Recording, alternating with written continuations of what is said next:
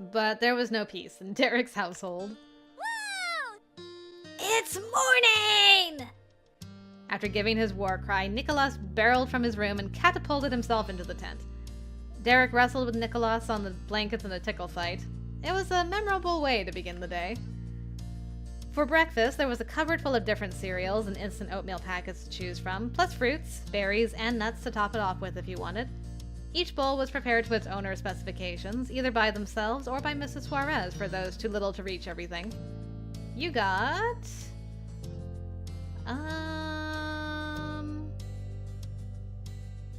I wasn't allowed chocolate cereal, so if I ever went over to a friend's house and they had chocolate cereal, I'd get the chocolate cereal.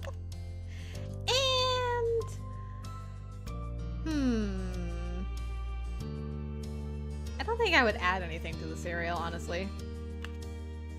Derek chuckled, blowing on the steam of his freshly cooked oatmeal. Glad someone's using that. You checked, and he was right. Every Suarez had chosen oatmeal that morning. Everyone? Stirring her own hot bowl of oats, Mrs. Suarez joined the conversation. Well. Dad eats it, and... Shout out to Mr. Suarez. Derek's mom leaned over the edge of the marble counter so she could whisper to you. So does Nico, as a snack when Derek isn't home. Oh. Yeah, Nico! You glanced down the hallway, expecting Derek's dad to come join the family soon, but Mrs. Suarez let you know how Mr. Suarez very sneakily went past you a couple hours ago when you were sleeping. Derek swallowed a spoonful of peach oatmeal with blueberries to note how his dad had to commute. Derek's mom nodded before moving the conversation forward. I'll take you home in the evening. The younger ones can stay with Mr. Suarez then. You'll have a peaceful ride. Your moms know it'll be a little late. We worked it out yesterday while you were packing. And I'll be out running errands until then. I will be bringing the kids. You two can enjoy your time however you choose. Is that fine? Derek stuck his spoon towards the ceiling and gave you a thumbs up from his bar stool. Yes, thank you, Mrs. Suarez. Derek put his other fist on the counter. Double thumbs up. Soon you learned another new thing about Derek's family. His dad commuted very early, and all hands were tasked with cleaning up whether they were guests or not. The five of you made quick work of breakfast. Then Mrs. Suarez, with some more assistance from Derek, corralled Jorge and Nicolas into the minivan to act as helpers during her daily tasks. Jorge could properly fulfill that role, while Nicolas was more of an honorary helper who still needed more support than he gave. The title was still exciting enough for him to release Derek for 1 minute so he could be strapped into his car seat for the drive. From one job to another, you and Derek were left alone to put the living room back into its proper order. First, your belongings were collected and put aside to make sure nothing got mixed in with the other supplies. The blankets were stuffed back into Derek's room in the spare closet, and any loose marshmallows that were discovered to have escaped being devoured and ended up on the floor were thrown in the trash. Your campsite became a hollow shell of what it once was. It had ended so quickly, but a short adventure in the great outdoors of the Suarez living room was better than none. It was still a minor miracle that you got to come. You didn't forget that. Lastly, the two of you worked as a team to break down the tent itself. You slipped out each of the poles, retracted them to their smaller size, and began to get them packed away into the sturdy bag they came from the night before. While folding up one of the legs, Derek lightheartedly chatted with you. Oh man. I'm so excited. The whole day. We can do anything before you've gotta go. Walk to the park, watch a movie, get food somewhere. If you were being entirely honest with yourself, the things he was suggesting and the way he said it almost made you think it was a date. But Derek certainly didn't claim it was. He hummed along with a bounce in his pose. He was having plenty of fun just doing regular chores with you. The good mood was infectious. It's great. I was just thinking about how I was surprised my mom's let me come today. Out of nowhere, Derek twitched like he was hit by a bolt. His hands flipped over protectively and the pole fumbled out of his grasp. It clattered against the wooden floor. The sharp sound made Derek wince. He gave a meek apology while the leg rolled back against his sneaker just as pitifully. Sorry. Derek bent his knees and gripped at his shirt's edge on the way down before he reached out to pick up what he dropped. What were you saying? That was pretty off. He didn't miss the blaring sign complete with warning sounds that something was up, but he obviously wasn't comfortable, so you tried to let it go. I was just talking about my mom's. Usually they're really strict about sleepovers. I can't do it out of nowhere, it's a planned thing. Having it be a campout in the living room must have helped a lot. You gave a bit of a shrug and scanned around for another piece to put away. Oh yeah, that makes sense. They are like that. Derek fiddled uselessly with the dark gray rubber foot at the end of the pole. He was pretending to keep busy. You wondered if he remembered what the two of you were supposed to be busy with. It wasn't going away, whether you ignored it or not. Did you think they didn't like you, or that I meant something else? No. Forget it. It's dumb and doesn't matter. He threw the words at you. It was final, and way harsher than you expected from Derek. The sharp edge of it wasn't for you. That part was directed towards himself. You'd never slept over at his house before. That had been your guess for why it might have been a little awkward. There was clearly more to it. You frowned. Derek, what's going on? His brows angled at the same time. A tight bend formed in the tent leg. The way he twisted it between his hands was too much for the thin piece of pole. He didn't say a word. Derek, this isn't funny. You can always talk to me about things, you know. He sealed his eyes tight and dropped the leg, on purpose this time. Despite all the effort it took him to ask you to come in the first place, that paled in comparison to this. Suddenly it seemed like he wished you were anywhere but right there. I can't tell you. Derek's voice was an impotent whisper. You'll think I'm the most annoying guy in the world. I am the most annoying guy in the world! It was such a bad idea. It was sneaky and judgy. I shouldn't have bugged you, but I already did. It's too late.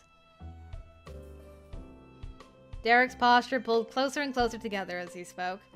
His fists tapped against the front of his chest and his knees bent inward.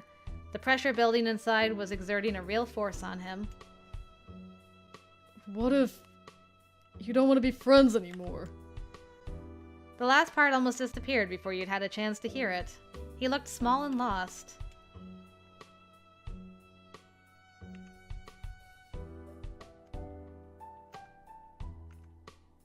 I just don't understand. What's wrong? The tension kept compounding, causing cracks where more words could slip through. Well... I had a reason why I invited you when I did. Why it needed to be now. Yes?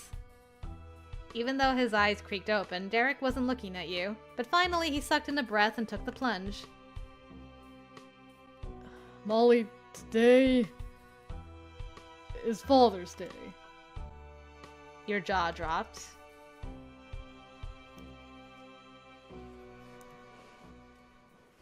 What is the significance of Father's Day?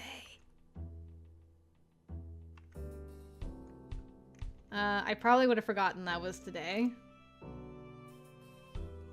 You could put it together immediately, and though you were still stunned, you could put it into words. Oh, that's what I was thinking. That was the only part my brain was going down. I'm like, is that because I only have moms? I mean, that's sweet, but I don't think I would be sad about that, honestly. Okay. I mean, very thoughtful, very sweet of you. I don't know why you think I would hate you for that. You thought I was gonna be sad because it's Father's Day and I don't have a dad. Derek lowered his head and pressed his shoulders up to his ears, trying to hide from the sound of it. Well, I wasn't thinking for sure that you'd be sad. I didn't know how you were going to feel about any of it, and that's what was chewing at me. Derek poured out words one after another, trying to explain himself and the conflicting feelings he had bottled up the entire time. The floodgates had been opened. It's not like I was around last year when this happened. I couldn't help wondering if it was a normal thing, or a good time, or a low point, or whatever. But I don't live in Sunset Bird. I can't walk on over like it's nothing to check. I had to come up with some other dumb way to be around. Ah, I see. Oh, Derek. You could have just asked me yesterday or any time leading up to the day. Derek's speaking pace slowed, but his blinks picked up speed. His rapid flow of words went from explanation to admonishment. It was enough for him to choke on. But that's stupid, because if you actually wanted me to be anywhere near you today, you could have asked yourself. And your moms are great. Better than most dads. And you've got Elizabeth, too. Sorry. I shouldn't have made a whole big thing out of it because I made stuff up in my head. I'm sorry. I'm really sorry. And then it went bone dry into silence. Derek dropped his arms to his sides in defeat. He could only look at you out of the corner of his eyes. Yeah, I'm like, he's so sweet. It's hilarious, no. Yeah, he's been trying to look out for me. Yeah, I'm grateful. All in all, I'm grateful. I was a little taken aback at first, but hearing, like, he put a lot of thought into it. I'm just like, oh, that's so sweet.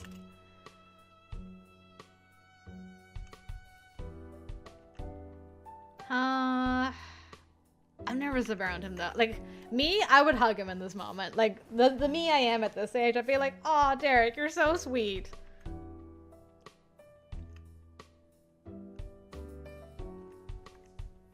Would I laugh? Maybe laugh.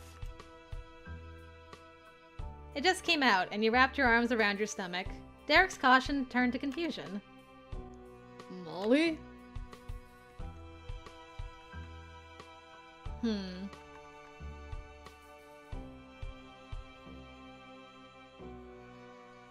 I'd never hate you for worrying about me. Really? You're not gonna tell me to call your moms to come get you and walk out the door and never talk to me again? That's what you thought was gonna happen? Maybe? I figured you'd at least say I'm a pain. I won't say that. Derek crumbled over, gripping his hands against his legs and releasing a massive sigh like he'd finished a marathon. Wow, okay. Okay. I'm sorry still. I should have just asked you instead of creepily making you come to my house so I could watch and see if maybe I could figure it out without having a normal conversation. I understand. It's hard to ask that kind of thing. The emotional exhaustion from carrying that stress on his back really had taken its toll. Poor Derek. Derek crouched completely and plopped onto the floor. You eased down to sit next to him.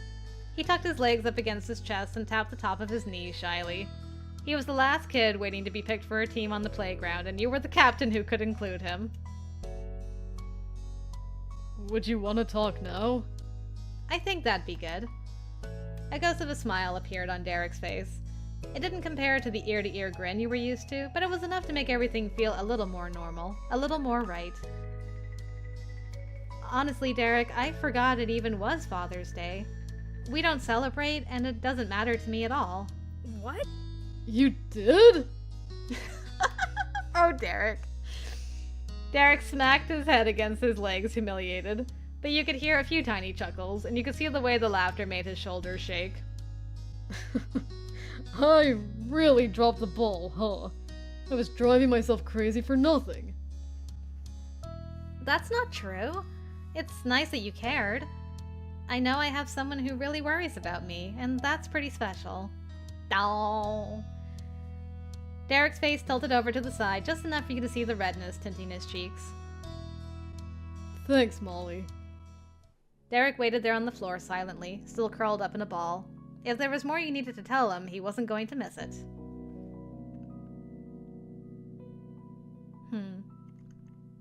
I like that you can ask that. I hope doing this didn't ruin your own Father's Day celebration. No way. He slapped a palm against the hardwood floor that made the outburst even more startling. Derek stared at you with complete seriousness. All he'd want is getting a card sometime, and my bros might get him little kid kinds of gifts. A flower from the park, or a Lego guy or something. You being here too is for sure not gonna ruin it. Don't worry about that. Dad only wants to party all day on birthdays, but you can still come to those anyway. That's good. Nothing would have made you feel worse than having Derek throw away his and his family's celebration to try to give you one. Yeah. Phew. Okay, I'm relieved. But it was easy to believe what he said. He wasn't placating you. Derek wasn't a liar, even if sometimes he didn't tell you every thought and feeling in his head.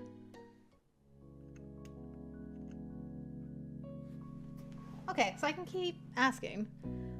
What is it like having a dad? Is it different to how it's like with your mom? Oh, His parents weren't here, but his gaze automatically went to the hall that led to Mr. and Mrs. Suarez's room. You had no idea what was on his mind, so you needed to wait for him to say it. Derek ultimately shrugged one shoulder and tilted his head back to you. It is kind of different. My mom is really a mom, and my dad's a dad.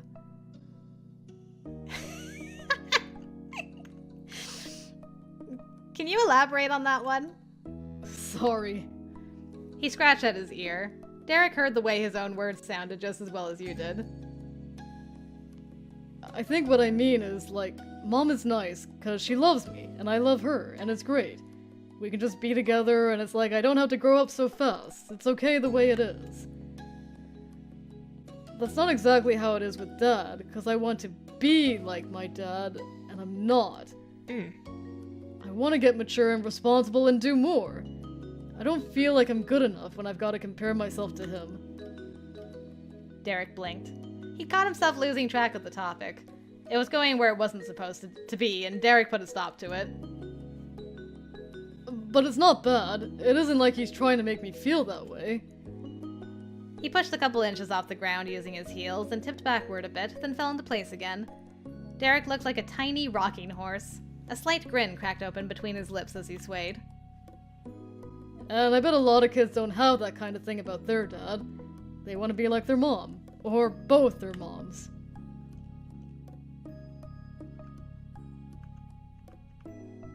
I think you're already good. Thanks, Molly.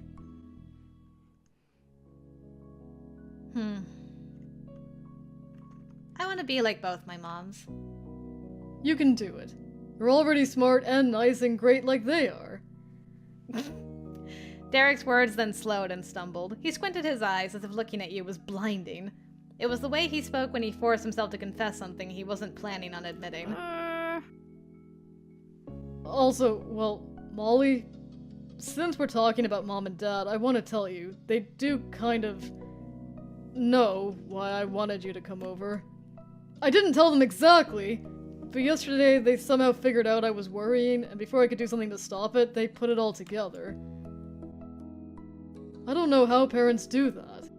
I wonder if Ma figured it out too.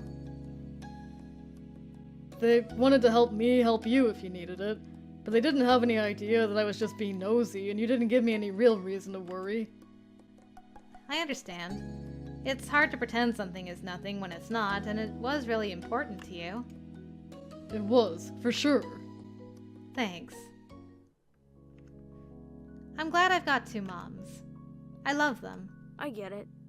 Definitely. They're really good. That was an understatement. Your moms were some of the best people in the world. Mentioning them took you right back to the fun times you'd had with your family. My moms are happy sharing Mother's Day with each other for the parent-based holiday. Though, one time, Mom joked about how they could switch off.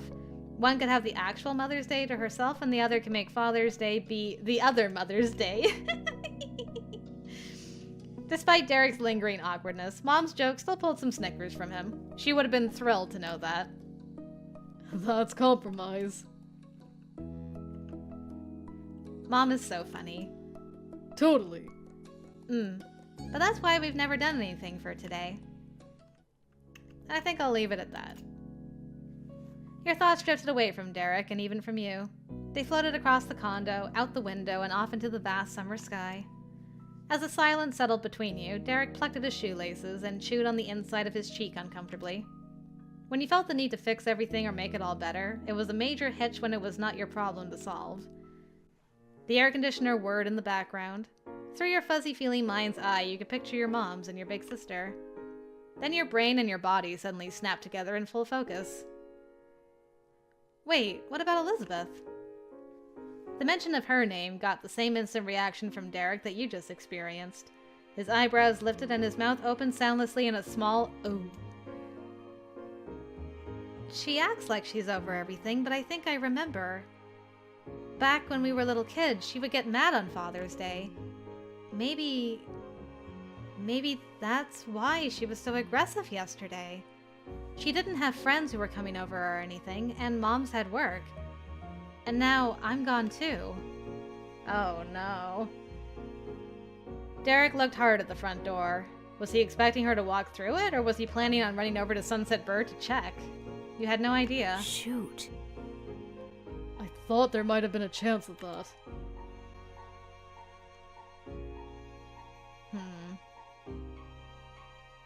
Yeah, I'm worried now.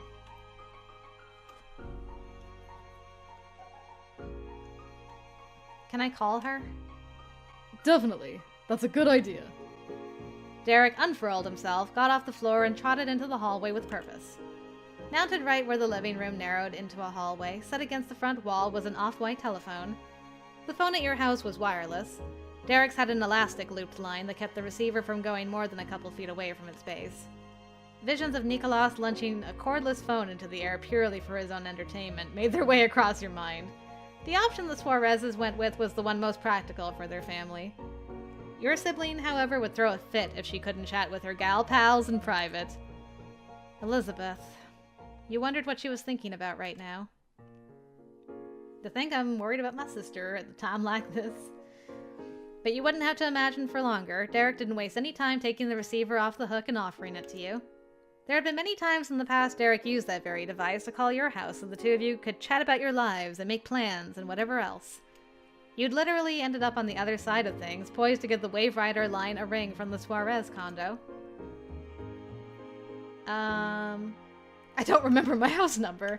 At 13, I still... Actually, what am I kidding? I still remember my parents' house number. To this day, I could do it perfectly. My current number? I got a 50-50 chance of remembering it now. But my parents' number? Flawless. I could do it any day. When you pressed the cool speaker against the side of your face, you heard the high-pitched dial tone playing on repeat. It rang and rang, waiting for one specific person miles away to answer its call. Finally, she did. Hello? Your sister's unmistakable voice filtered through the phone. The impatient note in her voice was just as recognizable. She didn't even know who it was and already sounded uninterested. Elizabeth, it's me. Apparently, her apathetic approach was being generous, because once she did find out who it was, she cranked the attitude up to outright annoyance. What? Molly? What do you want? You were facing the wall, but in your peripheral view, you could make out Derek glancing with wide eyes. The conversation had actually started. That was all the insight he had on the situation.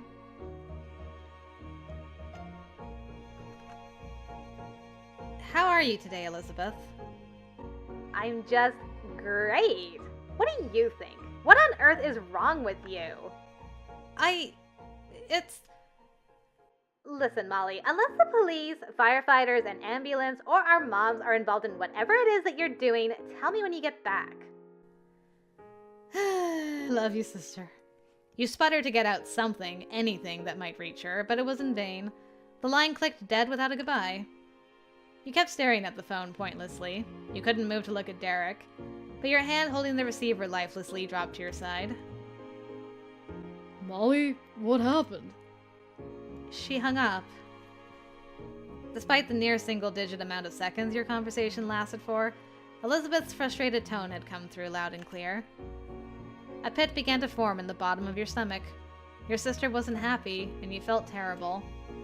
The wish to have never called her and the wish to have never come to this place fought within you for supremacy.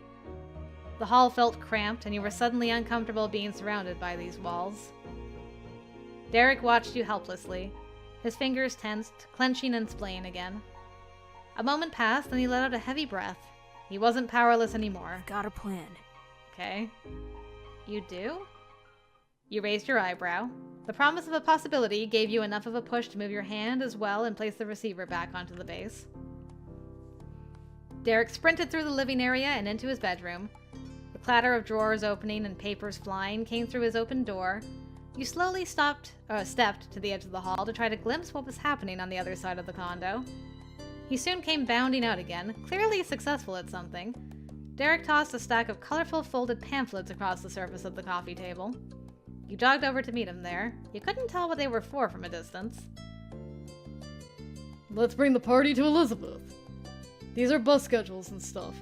I've only got to look at what the times are and we can leave.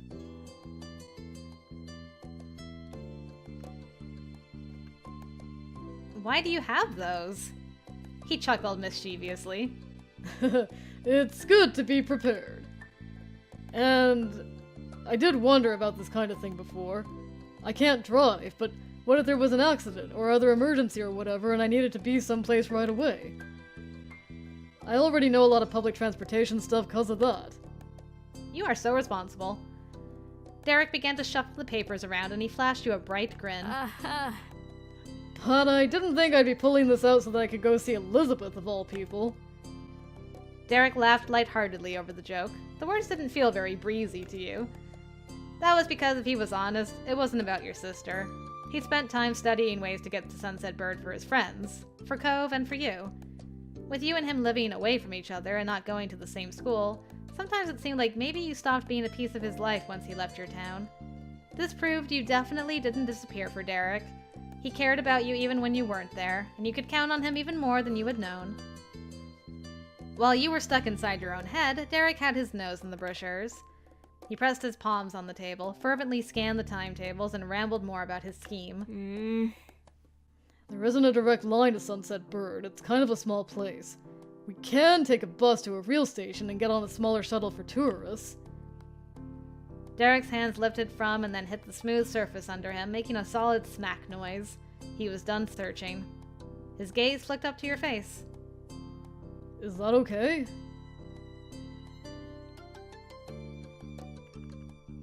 Thanks, Derek. Alright. We can leave a note for Mom about what happened, or... Derek packed up the pamphlets, sticking them in the crook of his arm. He twisted his head behind him, but whispered to you covertly over his shoulder. If it makes you feel better, we might be able to get back before she even knows. Yeah, what do you want to do, Derek? They're your parents. I guess. Sure, but I'm the one who made this a problem. That's not the point. I want to know what you think. I'd tell them. They won't get mad at us for sure. Okay, we'll leave a note. Thanks, Molly. One sec. Leaving a note's a great idea because if they get back early, they get the note. If we get back first, we can just get rid of the note. It's like nothing happened. Derek dashed to the back room with all the bus schedules in his arms. He shoved them into something, then ran out to rejoin you at the front of the condo with a bag swung over his shoulder. Next, he went into the kitchen to grab a notepad and pen from the counter. He hopped up on his tiptoes to lean over it and scribbled a few rows of explanation on the paper. He jabbed the button to retract the pen nib with his thumb and set it down alongside the note. Let's go. Right. You scooped up your own backpack and the two of you locked the now empty apartment behind you. Hey, it's this place. At a brisk pace, Derek led the way out of the condo complex and down the city sidewalks. You had to weave through crowds of people making their own way across town. Most of them were much older and taller than you were. Not hard to do. Between the mass of strangers and the immense skyscrapers bearing down on you from all sides, you felt like a very small part of a far bigger world. Aw, yeah, Derek, offer your hand to me. I'll take it. Cute! He wrapped his own fingers around yours and held tight. That gave you the reassurance you hoped it would. You were in this together. You pushed forward until you reached the nearest bus stop. A group had already gathered in the same spot for the same purpose. Derek didn't fight to reach the front of the pack. He just kept to the fringes. You waited for anywhere from 5 minutes to 50 minutes. It was pretty impossible to track time accurately when you felt every single sluggish second hit you like a brick. No matter how long it actually was, it was enough time to think. Part of you had felt as though you couldn't possibly seriously get on a bus and go back to Sunset Bird without any of your parents. That just wouldn't happen. That was probably why you went along with Derek's impulse as quickly as the idea had struck him. But reality hit you like a bus when an actual bus turned a corner and came your way. You gave Derek's hand another squeeze. He He responded by tugging you a little bit closer to him. The massive vehicle hit its brakes and slowed to a halt. The doors opened to let out those who had arrived at their destination and accept new riders. I'm always anxious on buses. I don't know what it is. I think I'm always worried I'm going to somehow miss my stop. The crowd jostled together and filtered through and from the door. You and Derek went in at the tail end of the group. You had enough change in your pocket to pay the fare. Derek flashed the bus pass for his entry. The city bus was as overflowing with people as the streets were. You had to shuffle while turned to your side to get through the aisle without knocking into the arms or legs of the other passengers. There was barely enough space to breathe. Humid summer days had never been more miserable. You couldn't even find seats that were side by side. Instead, you had to settle for 2 aisle seats that were across the way and 1 row diagonal from each other. That meant you had to let go of Derek, which was the worst of all! The automatic door creakily swung closed. You rocked as the wheels began to turn.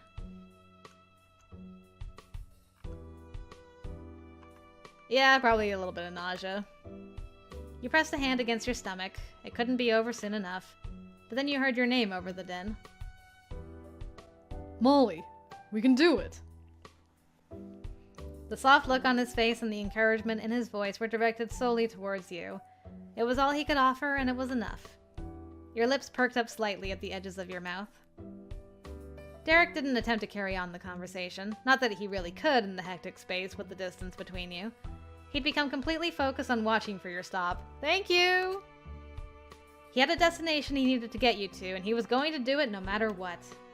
More stops passed by until, eventually, Derek leaned his chest over the open space to send a quick message. His tone was breathy like a whisper, but way too loud to really be whispering. This is it! He shifted upright immediately and tugged the bell, marking this as a stop for the driver. Soon the bus came to a cautious halt along the edge of the curb. Once at a full stop, the doors popped open and you repeated the awkward shimmy through the aisle so you could exit. Whoa. When your feet landed on the cracked ground, you sighed in relief. It was over. You'd made it. This is really good. On Derek's first step into the station, he pulled one of the brochures out of his pocket and flipped it open. He must have kept that single pamphlet with the necessary details when packing the rest of the collection away. Derek was prepared as always.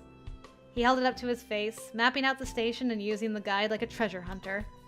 You wandered around the wide-open floor plan, searching up and down for the section where shuttles would load passengers. You were the first to spot the one vehicle headed towards a tiny tourist town. It made you stop in place. Derek! At the sound of his name, he lifted his face up above the station map and saw what you saw. Oh! The shuttle was barely 1/4 the size of the bus. It was a glorified van.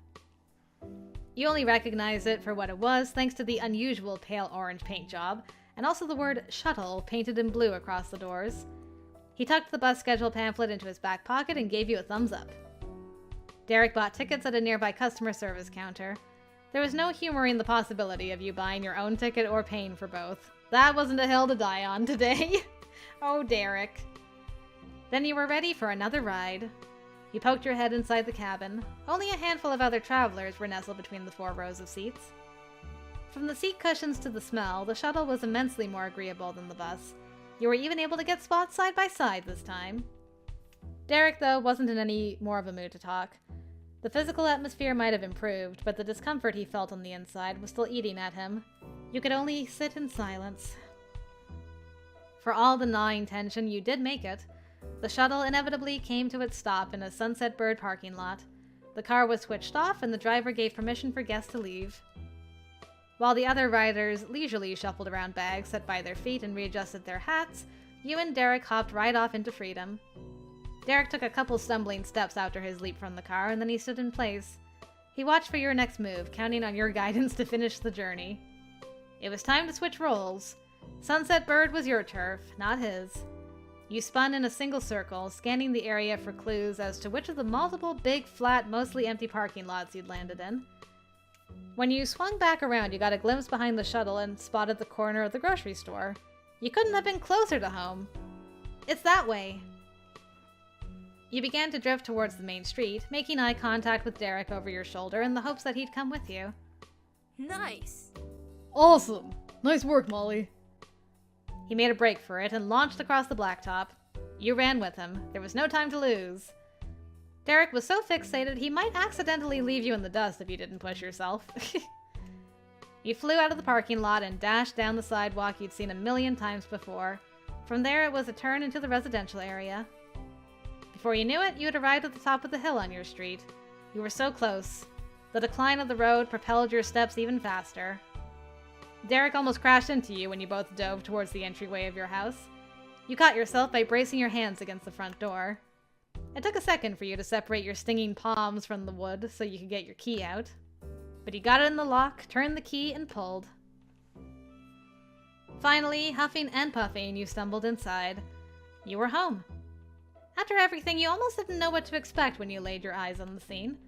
But it was your living room, exactly as it was every day of your life. Not a thing was out of place. The low hum of the fridge was the only sound. Elizabeth clearly hadn't torn the house apart in an emotional rampage, although you didn't know what her own room looked like. Molly? You snapped your head to the sound, and there she was, standing on the first step of the stairs, Elizabeth. Her mouth remained open, despite not saying anything else. An eyebrow was arched high on her forehead. Hi. Hi? Wait, is that why you were calling? To tell me you were coming back way early?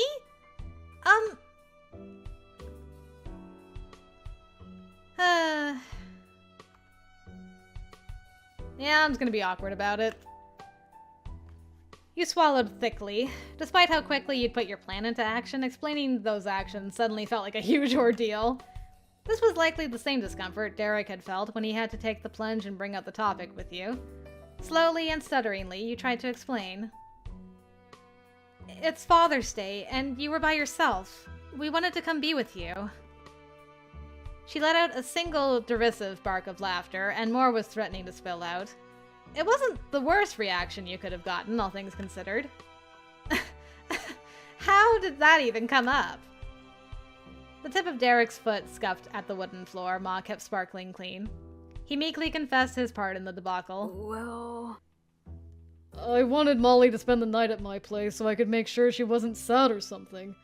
That's what I was hoping for anyway, but it wasn't a great plan. He couldn't help sneaking a shy glance at you. The mocking humor that colored her face was wiped away. In an absolutely deadpan way, she said 2 words. Oh. That's adorable. That was enough to end the conversation. Derek had no comeback, and your sister simply stared blankly.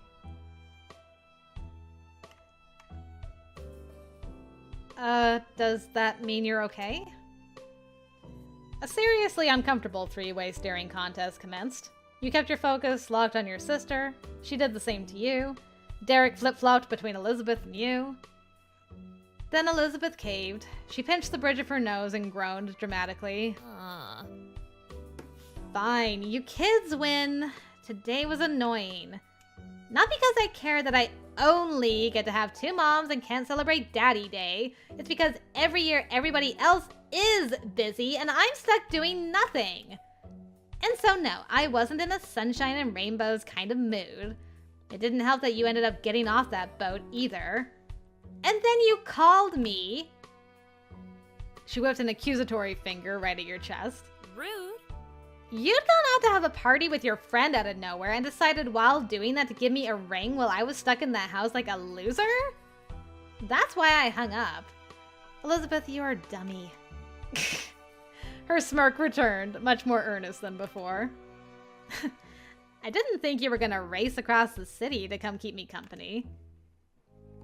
That kind of affectionate teasing from your only older sister warmed your heart, ?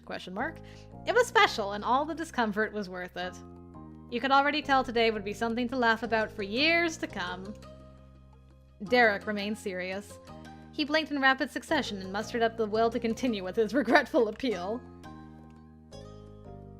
Elizabeth, I'm really sorry for not thinking about this more. Elizabeth cut that right off. She swished her hand in front of her face, trying to physically bat away Derek's sentiment. No. Don't be, please. Save your energy. She settled the tips of fingers against the center of her forehead, her other hand resting on her hip that she jutted out to the side. It's not your job to babysit me. You're not my big brother, and I'm not the one you like. Oh, she knows. Elizabeth was as sassy as ever, and Derek's overly self-reflective maturity seemed childish when cast in that light. A dark red blush grew across Derek's cheeks, but he smiled. It was a good reminder that he demanded a lot more from himself than others did. As if for the first time, your sister appraised you and Derek, huddled together, sweaty and frumpy from the journey. Oh dear, where are my manners? I've got guests and haven't even offered them a drink. Wow. Who are you? What have you done with the real Elizabeth? She shrugged one arm while sashaying over to the kitchen and opening the fridge. Not very politely, Elizabeth shouted out while sticking her head into the chilled shelves. What do you want? Thanks. Just water, please.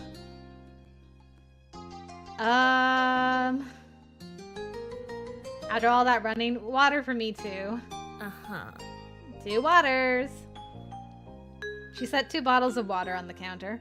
When her hands were free, she reached back into the fridge to snag the carton of tropical juice, as well as a glass for herself. Elizabeth poured a glass of juice for herself.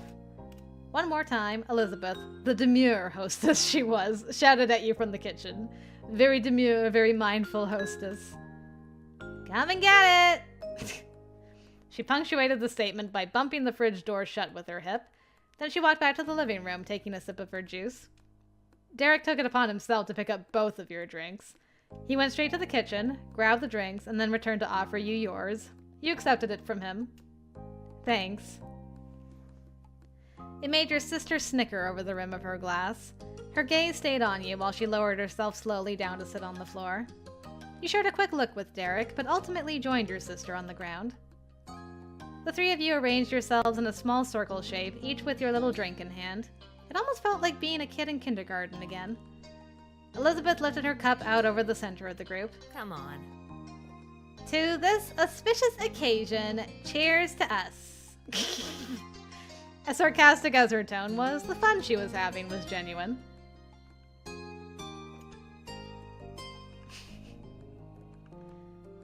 Happy Other Mother's Day!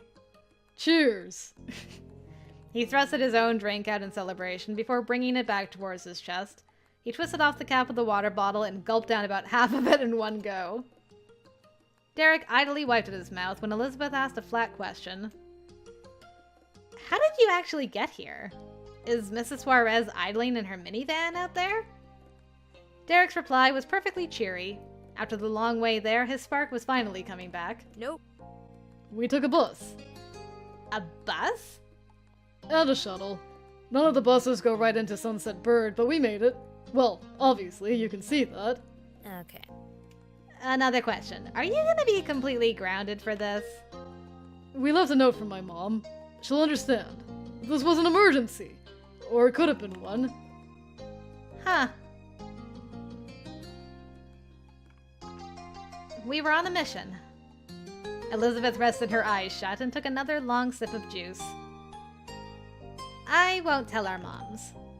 Thanks. Yeah, thanks. Would you want to hang out for a little while? How? We can't go anywhere. Derek jumped right on board with that idea. He had an answer for almost any problem. We'll play a board game. It'll be fun, and we've got a little time. Yeah. I'll do it. Me too. Okay.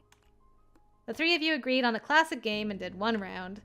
Soon stacks of fake money, tiny figures, and tokens were scattered around the living room while each of you fought for financial supremacy. That is not a short game you guys are playing. Elizabeth shifted to lay on her stomach, and Derek sat up, vigilant for anyone who tried to cheat the system. You really felt like a kid again. And at the end of the line, Derek was victorious. He was a gracious winner, but still beamed proudly at his success. Elizabeth was as sore a loser as ever. It was a nice time. When it was really over, Elizabeth spoke up. All right, you've got to go. She stretched her legs and arms, spreading out wide.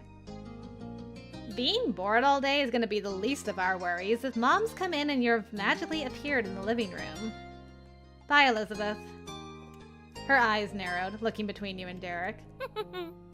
Enjoy what's left of your little sleepover. Derek's mouth dropped open fruitlessly, then he closed it again. He didn't know what to say to that. Finally, he waved and chirped out a generic farewell. Bye, Elizabeth. See you around.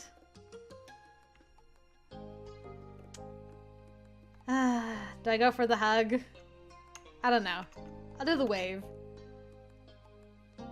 Elizabeth folded her arms and rolled her eyes in staged annoyance. She couldn't take the smile off her face. Nice. Goodbye. Yay! Mission success. With your mission accomplished, the two of you return to the wide open world. Returning to the parking lot was a far more leisurely trip than your arrival had been. There was time before it take off again. You drifted ahead like the lazy white clouds above you. The fluffiness of them made you think of marshmallows. The pale orange 12-seater came into sight, parked at the far edge of the lot. You and Derek got your tickets to ride and hopped on. A few scattered tourists in their sun hats and floral patterned shorts were seated throughout the cabin. The small number of people in the space still felt cramped because of limited room in the car. You could smell their sunscreen in the air. In a slow, curving motion, the shuttle pulled out. Derek sat rigidly, silently tapping his pointer finger against the top of his knees for the entire trip. No words were exchanged by anyone, except a few rules and updates mumbled out by the driver. People were tired from their own long adventures out in the world. You could only imagine what the strangers sharing the shuttle had been through while barely audible acoustic guitar tracks played on the radio. Eventually, the shuttle arrived. Each person went their separate ways, except for you and Derek, who stayed by one another's side as a pair. He navigated the station with the maps he had kept tucked in his back pocket as a guide. And finally, you sat down in the deep blue, well-worn fabric of a city bus seat for the last ride. When the bus pulled out this time, Derek wiped his brow with his wristband. You'd made it back to Derek City. No mortifying calls would have to be made from an overpriced bus stop payphone to beg one of your parents to come get you. Derek slipped lower in his seat and stretched his legs out in the aisle. The bus wasn't even half full, so making a little extra room for himself wasn't getting in anyone's way this time. On the outside, the sun was still dipping under the horizon, giving the air relief from its sweltering heat. It all came together to make the metal tube of public transportation less suffocating, totally incomparable to the experience you had at the height of the afternoon. Now it was safe to relax. Phew. Good job, us. He chirped with a mixture of relief and fulfillment, like you just had an 8-hour shift at a serious adult company.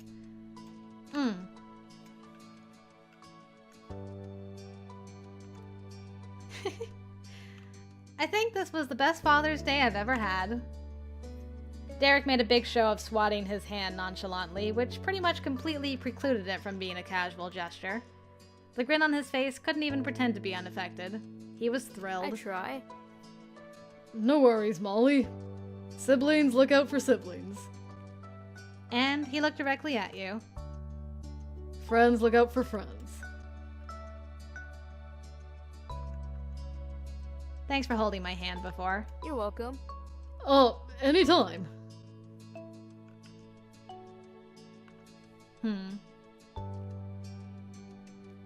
Boop. Gently, you shifted over to let the side of your face nestle against your seat neighbor. Derek's eyes fluttered closed with a sweet sigh. You were snuggled in for the final leg of the journey, and all you had to do was wait. There was a soft vibration in the back of the bus. It slowly went up your spine and all the way down to the tips of your toes. During the ride before, the sensation had frayed at your nerves. Now it was soothing. With every stop that passed, your eyelids grew heavier. If yours wasn't just the fourth one down the line, you might have fallen asleep. My worst fear! You and Derek were the only ones who got off at that point. The two of you hopped from the front door of the bus onto the sidewalk. Derek leisurely retraced the familiar path you had gone on with him, matching step for step. It was peaceful, and with how close you had been to dozing off, it almost felt like walking through a dream. Finally, you arrived at the Suarez condo after a long, eventful afternoon away. You may not have lived there, but seeing that door made you feel welcomed and safe. Derek clicked his key into the slot and pulled the handle forward. All traces of sleepiness that had lingered in your eyes were instantly wiped away. Derek unavoidably tripped the wire on a mini explosion. Derek's back! The condo wasn't nearly as empty as it was when you'd left. The whole rest of the family had arrived before you. Good thing we left the note. They were gathered together on the couch and bar stools, except for Nicholas, who had jumped to his feet to launch himself at his brother. His short arms circled around Derek's legs. It was an interaction that had happened dozens, maybe even hundreds of times before. That was a hallmark of their own unique sibling relationship. Derek fulfilled his part of the tradition and stroked Nicholas's hair. At the same time, he offered the rest of his family a laid-back greeting. Hey. Good evening. Good evening to you both. Hi. Welcome. There was a knowing lilt to her tone and a crook in her smile. Did you have a good trip? Clutched securely between her fingers was a piece of paper. You didn't have to think too hard to guess what it was. The note you'd left explaining what happened. What a day. It's best you were able to spend time with your family. His parents were both perfectly contented. You had their full support for going on an adventure. Hooray! Derek wasn't wrong. His parents weren't mad at you. Thanks, Mom. Thanks, Dad. It was good. Derek gratefully replied to his parents, all the while sneaking a warm gaze at you. I'm glad I got to see Elizabeth. Wonderful. Nicholas simply held tight to Derek's jeans the entire time, happy he was there and totally unaware of what the older people were talking about. Jorge stood in between his parents with his arms pressed to his sides.